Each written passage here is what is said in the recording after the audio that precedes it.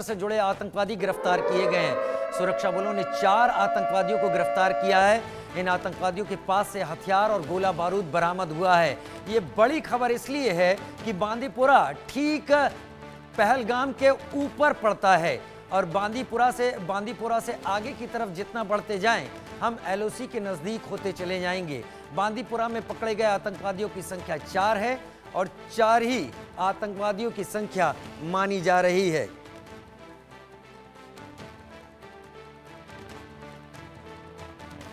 आतंकियों के पास से हथियार और गोला बारूद बरामद। जम्मू कश्मीर से इस वक्त की बड़ी खबर सामने आ रही है, जहां पर 4 आतंकवादी गिरफ्तार किए गए हैं।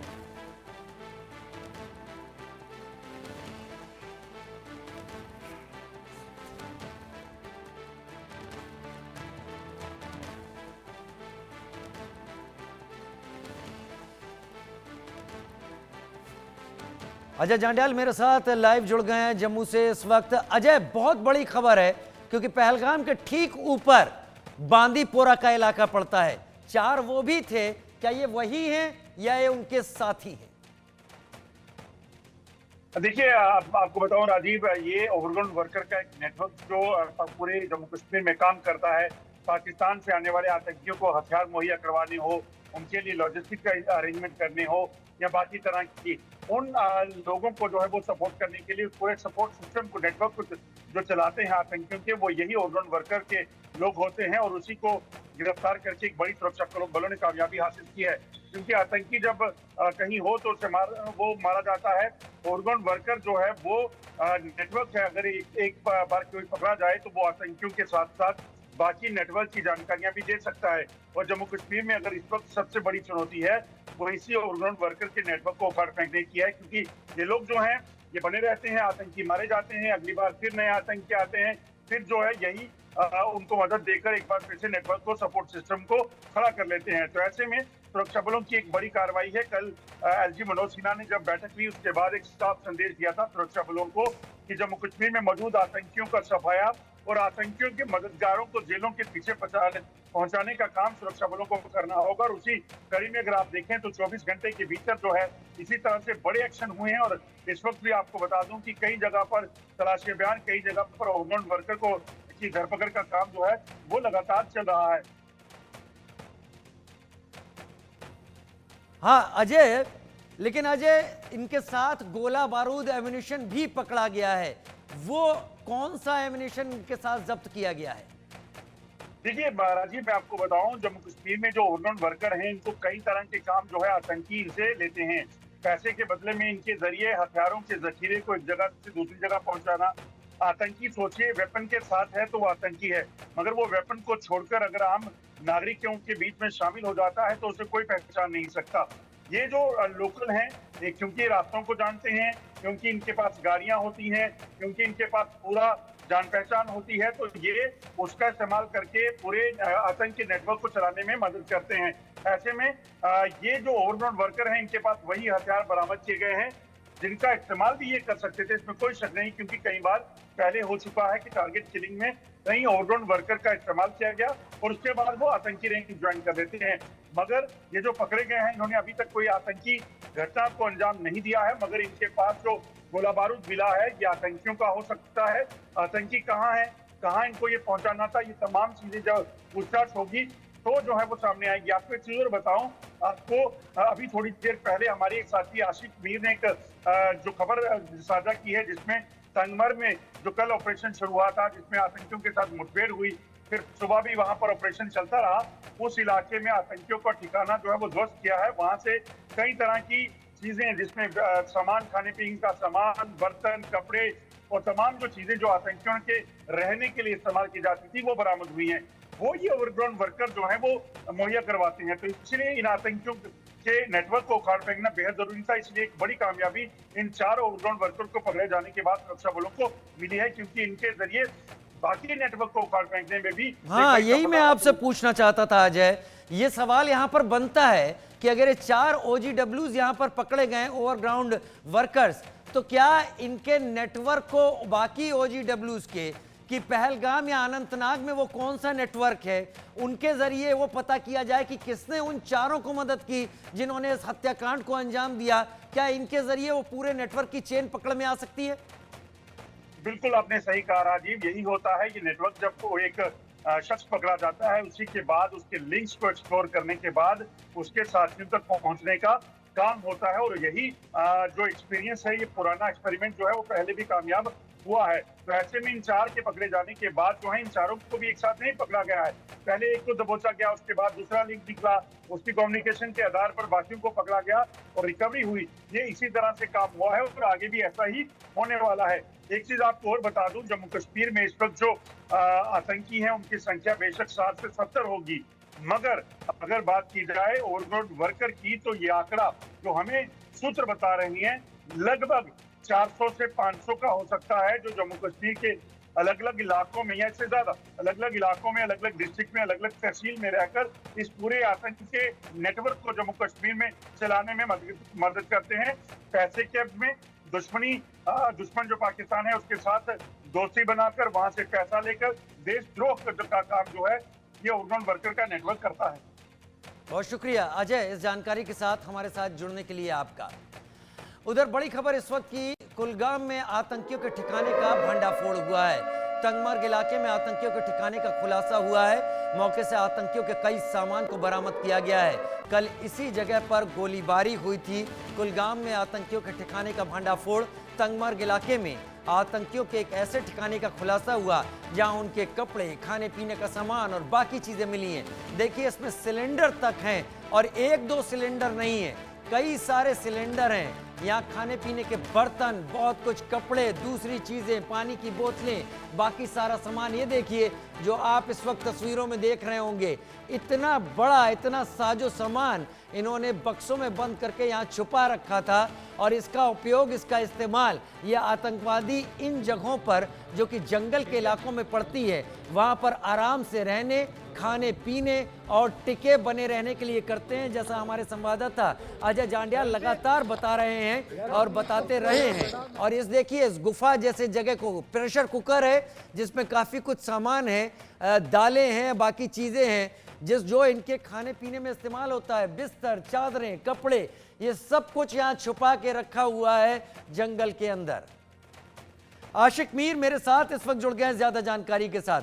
आशिक, बड़ी खबर आपने दी है इस वक्त, और यहाँ पर सिलेंडर्स का जखीरा है, खाने पीने का जखीरा है, कपड़े हैं, बाकी चीजें हैं, पूरा हाइड आउट बना हुआ है। ऐसा लगता है कि जंगलों में इसी तरीके के हाइड आउट और ऐसे ही सामानों के साथ ये आतंकवादी अपनी जगह सिक्योर करते हैं। आशिक, डिटेल में बताइएगा।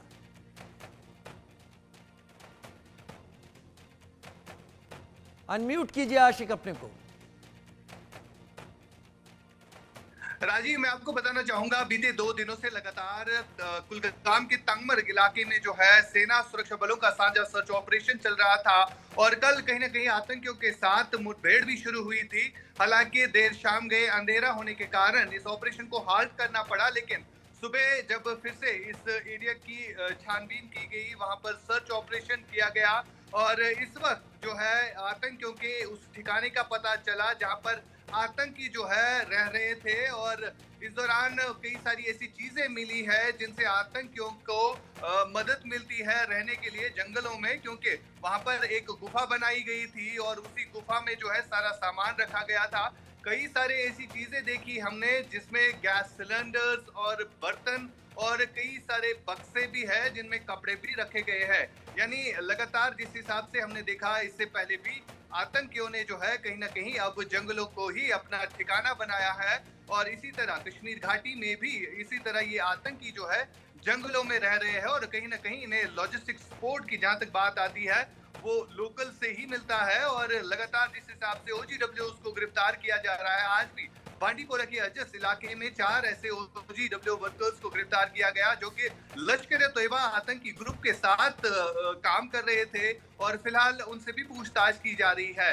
यानी लगातार इस वक्त भी सुरक्षा बलों को एक बड़ी कामयाबी मिली है कुलगाम के तंगमर्ग इलाके में, जहां पर 2 दिनों से ऑपरेशन चल रहा था और शाम गए जो है आतंकियों की इस ठिकाने का भांडाफोड़ हुआ है और इसमें कई सारी ऐसी चीजें मिली है जो कि साफ दर्शाता है कि किस तरह आतंकी जो है इन्हीं जंगलों को अपनी पनाहगाह बनाए हुए है। और खासतौर पर जब हमने पहलगाम के बैसरन इलाके का वाकया देखा जहां पर 28 लोगों को मारा गया और किस तरह से वो भी जंगलों से बाहर निकलकर आतंकी जो है वो आए थे और उन्होंने भी कहीं ना कहीं इसी जंगली इलाके में जो है शरण ली थी। और फिलहाल जिस तरह से लगातार सेना सुरक्षा बलों का इन घने जंगलों में सर्च ऑपरेशन चलाया जा रहा है, तो एक एक करके इन आतंकियों को भी ढेर किया जाएगा। एक एक करके इन आतंकियों को ढेर किया जाएगा। क्या क्या यहां से मिला है आशिक, जरा ये भी बताएं, वो क्या क्या चीजें हैं और वो जो चीजें मिली हैं वो ऐसे टेररिस्ट को कितने लंबे समय तक यहां पर रुकने में मदद कर सकती हैं? देखिए राजीव, हैरानी की बात यह है कि इतने सारे गैस सिलेंडर्स जो कि तस्वीरों में साफ तौर पर दिख रहे हैं, ये टेररिस्ट खुद नहीं जा सकता है गैस लाने के लिए बाजार, बल्कि इसके लिए भी कहीं ना कहीं जो OGW नेटवर्क है, यानी अंडरग्राउंड वर्कर्स का नेटवर्क है, वो ये सब काम करता है। बाकी खाने पीने की चीजों की जहां तक बात आती है, उसके लिए भी OGW जो वर्कर होता है वो काम करता है। यानी बिना किसी लॉजिस्टिक सपोर्ट के जो है ये मुमकिन नहीं है कि इतना सामान जो है किसी घने जंगल में पहुंचाया जा सके। लिहाजा फिलहाल जिस तरह से कार्रवाई की जा रही है, सबसे बड़ी कार्रवाई जो हमने देखी आज उत्तरी कश्मीर के बांडीपुरा अजस इलाके में, जहां पर 3 ऐसे आतंकियों के मददगारों को गिरफ्तार किया गया और उनके कब्जे से भी कहीं ना कहीं असला और गोला बारूद बरामद हुआ। और जब उनसे पूछताछ की गई तो उन्होंने कहा कि हमें लश्कर तैयबा ने टारगेट दिया था कि आप पुलिस और सिविल एडमिनिस्ट्रेशन साथ साथ नॉन लोकल्स को टारगेट करें, और यही टास्क जो है कहीं ना कहीं हर एक OGW को तमाम जितने भी आतंकी संगठन है वो दे रहे हैं।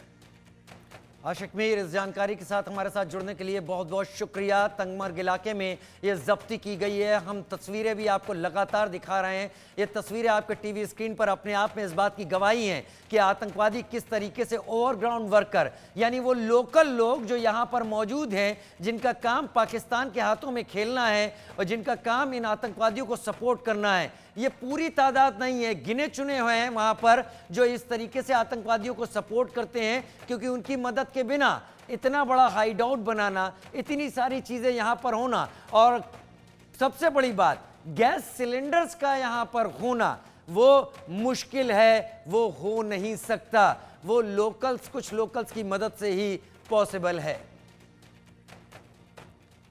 उधर पहलगाम आतंकी हमले के बाद पाकिस्तान पर देश के 140 करोड़ लोग भड़के हुए हैं। उसे सबक सिखाने के लिए पीएम मोदी से गुहार लगा रहे हैं। तीनों सेनाएं तैयार हैं, जमीन, समुद्र और आसमान, हर तरफ पाकिस्तान को घेरने की पूरी प्लानिंग है। इस बार वार तय है, पाकिस्तान की हार भी तय है। तो ये तस्वीरें आप देख लीजिए, 1971 जब सरेंडर किया था पाकिस्तान में AK नियाजी ने पूर्वी पाकिस्तान में, और दूसरी तरफ सैम मानेकशॉ दिखाई पड़ रहे हैं तस्वीरों में, और इस आत्मसमर्पण की तस्वीरें दुनिया भर में मौजूद हैं। 2025 जब 2025 में आसिम मुनीर ने भारत को धमकाने की कोशिश की, एक रेडिकल इस्लामिस्ट कहा जाता है आसिम मुनीर को, और आसिम मुनीर ने उसी लाइन पर पाकिस्तान की आर्मी को मुसलमान और भारत को हिंदू की तरह देखते हुए अपनी तकरीर दी, जिसके ठीक बाद आतंकवादियों ने वो किया जहां पर उन्होंने पहचान, हिंदू पहचान को सामने आते ही देखकर गोली मारकर 27 लोगों की हत्या कर दी। 1971 में पाकिस्तान ने सरेंडर किया, अब 2025 की बारी है और 2025 में भी वही होने की तैयारी है।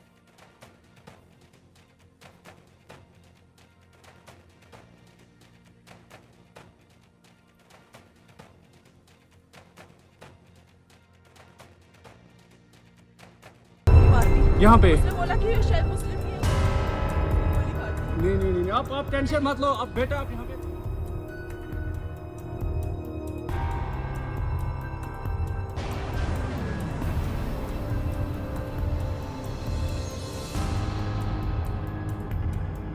पहलगाम आतंकी अटैक के बाद भारत के मूड से पाकिस्तान की सिट्टी पिट्टी गुम हो गई। पाकिस्तानी सेना दूरबीन लगाए दिन रात बैठी है। रडार सिर्फ आसमान में ये चेक कर रहे हैं कि कहीं राफेल बम न बरसाने लगे, कराची से मिसाइल न आने लगे। पीओके में भारतीय सेना घुसकर तबाही न मचाने लगी। पाकिस्तान के समुद्री इलाके में तो खलबली सी मची हुई है। समंदर में कराची के पास आईएनएस सूरत से पाकिस्तान कांपा हुआ है। दावा है कि आईएनएस सूरत से अरब सागर में घातक मिसाइल का भारत ने सफल परीक्षण किया है, जिसकी मारक क्षमता 70 किलोमीटर तक है, जो पल भर में टारगेट को ध्वस्त करने का मादा रखती है।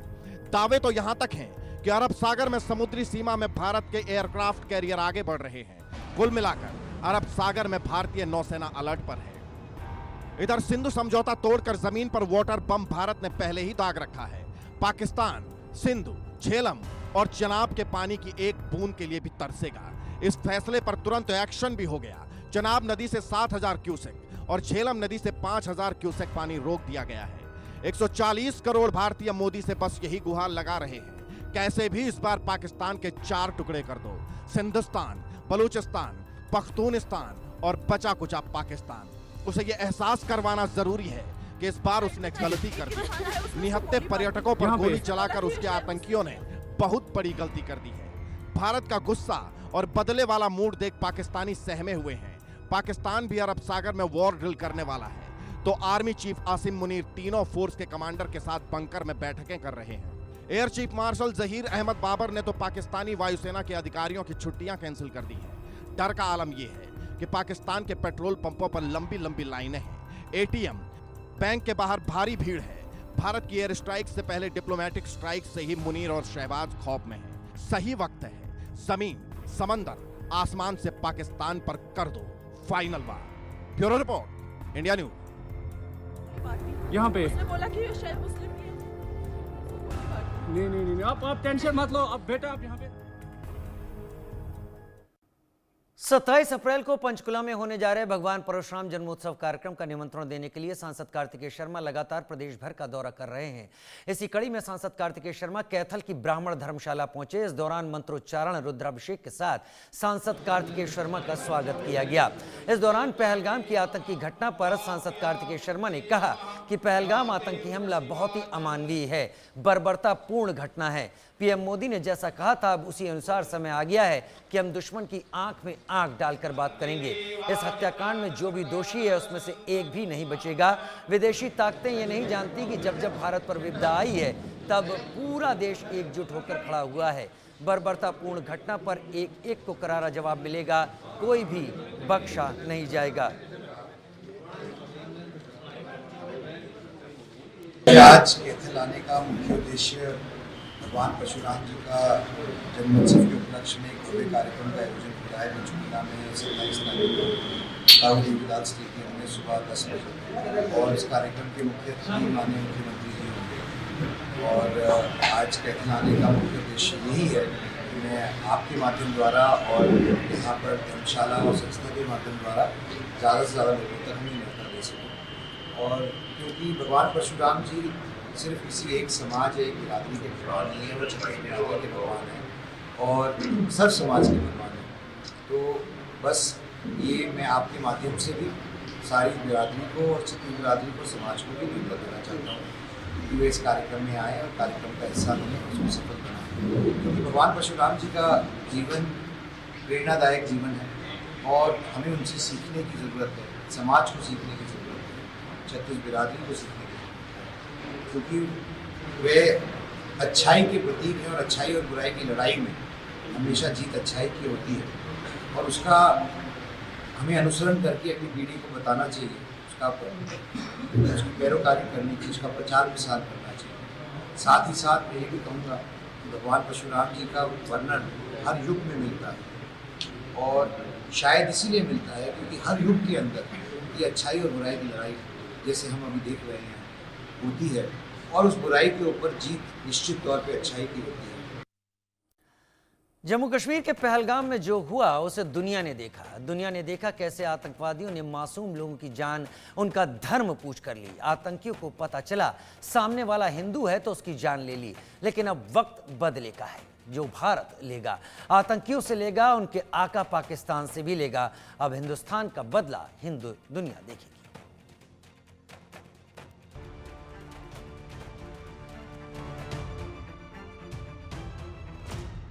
अब आतंकियों की बची खुची जमीन को भी मिट्टी में मिलाने का समय आ गया है। हिंदुओं की हुकार, मिट्टी में मिला दो पाकिस्तान। पाकिस्तान को करो पस्त, शास्त्र के साथ उठाओ शस्त्र। पाकिस्तान का, उसके पाले आतंकियों का बर्बादी का काउंटडाउन शुरू हो गया है। पाकिस्तान ने इस बार बड़ी गलती कर दी है, उसने हिंदुओं को छेड़ दिया है। इस बार पाकिस्तान को इसकी ऐसी सजा मिलेगी जिसकी उसने सपने में भी कल्पना नहीं की होगी। इस बार पाकिस्तान के आतंक का chapter full and final close होगा। पाकिस्तान के पाले आतंकियों ने पहलगाम में हिंदुओं से उनका धर्म पूछा, कलमा पढ़ने को कहा, पता चला सामने वाला हिंदू है तो उसकी जान ले ली। ये ठीक वैसा है जैसे कभी यहूदियों के साथ हुआ था, उन्हें चुन चुन कर मारा गया था, लेकिन इजराइल इसे भूला नहीं, उसने इसका बदला लिया। मोसाद ने अपने दुश्मनों को जो दुनिया में कहीं भी छिपे थे उन्हें ढूंढ ढूंढ कर मौत की नींद सुलाया। अब बारी हिंदुस्तान की है और निशाने पर हैं उसके दुश्मन, हिंदुओं के दुश्मन जो कहीं भी छिपे हो। भारत उन्हें ढूंढेगा और उनके किए की सजा देगा। जिन्होंने ये हमला किया है उन आतंकियों को और इस हमले की साजिश रचने वालों को उनकी कल्पना से भी बड़ी सजा मिलेगी। सजा मिलकर के रहेगी। अब आतंकियों की बची खुची जमीन को भी मिट्टी में मिलाने का समय आ गया है। हिंदुस्तान ने अभी पाकिस्तान पर केवल वाटर स्ट्राइक की है, जिससे पाकिस्तान बेचैन हो उठा है। आतंकी हाफिज सईद कभी हिंदुस्तान को इसे लेकर गीदड़ भभकी देता था। तू कहेगा कि पाकिस्तान का पानी रोकेंगे, कश्मीर के अंदर डैम बना के तुम पाकिस्तान के पानी को रोकोगे, पाकिस्तान की ज़राअत सनत का खात्मा करके, पाकिस्तान की मईशत तबाह करके, सी पैक के मंसूबे नाकाम करने के लिए तू बड़के मारेगा और तू चाहेगा हम चुप रहे। सुन, अगर तू पानी बंद करेगा इंशाअल्लाह हम तेरी सांस बंद करेंगे, इन दरियाओं में फिर खून बहेगा।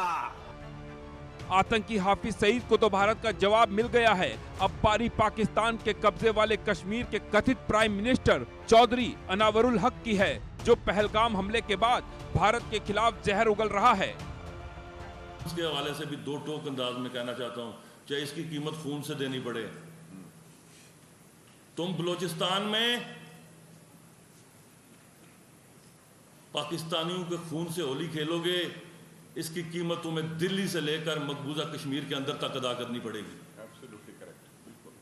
और जो हिस्सा इसमें कश्मीरी मुजाहिदीन का है, इंशाअल्लाह ताला वो पहले भी अदा करते रहे और आप पूरी कुव्वत और पूरी जुर्रत से अदा करेंगे। तुमसे जो होता है करो।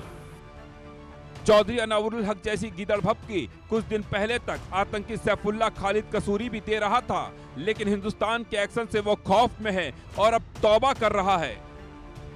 इस हमले की आड़ में हिंदुस्तान के मीडिया ने मुझे मोर्द इल्जाम ठहराया, फौरी तौर पर पाकिस्तान पर इल्जाम तराशी की है और गुज़श्ता 24 घंटे हिंदुस्तान का मीडिया इल्जाम तराशियों पर उतरा हुआ है। वो एक जंगी दुश्मन है।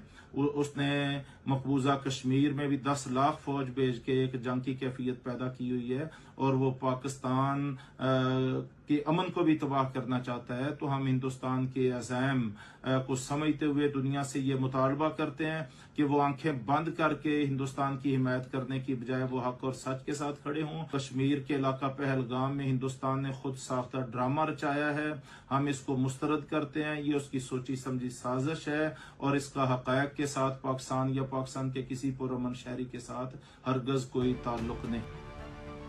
मतलब साफ है, इस बार पाकिस्तान साफ होने वाला है। कभी भी पाकिस्तान के खिलाफ हिंदुस्तान का फाइनल एक्शन होने वाला है और तब पाकिस्तान को पता चलेगा हिंदुओं को छेड़ने का क्या नतीजा होता है। Bureau report, India news. धर्मनगरी कुरुक्षेत्र में राज्यसभा सांसद कार्तिकेय शर्मा